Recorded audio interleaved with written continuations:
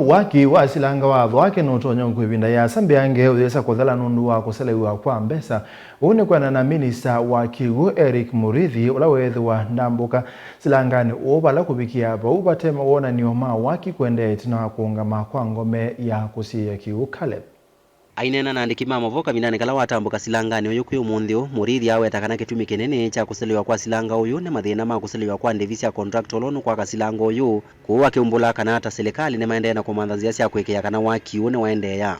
Understand our cash flow challenges as a country, the fiscal space we are operating under, and that definitely cuts across all ministries, not only the Ministry of Water, Sanitation and Irrigation. Because of the systems we are putting in place, this project is funded by African Development Bank.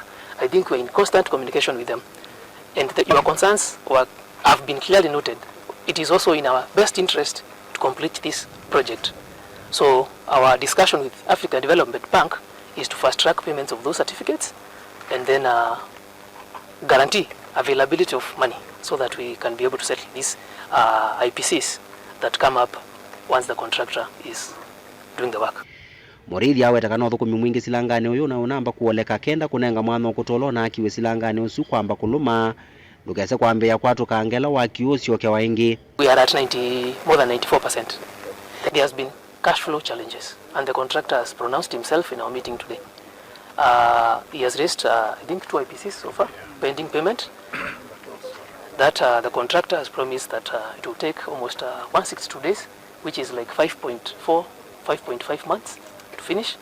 So we will meet with the contractor and the consultant together with the ministry officials, deliberate on the best way so that we avoid the damage that comes with rains, especially on the separation between the base of the embankment wall and the coffer dam that is just down upstream where we are standing. Wao yimwene kandalasi ulawe na waki wa silanga uyu watho wake ene lungu ya methena yana yemwe 36 kumineyo kuta wa silanga u mbe wa mbua ya mwiwe 11 kuinga waki we lungu ya mbe kana phase 1 wa silanga watho wake unekwati wa kuthela December ya mwaka o ati uyu lasimika kuthamewa mwaka ucio ungetwathi katikati wa mwaka kendo tone kuthela.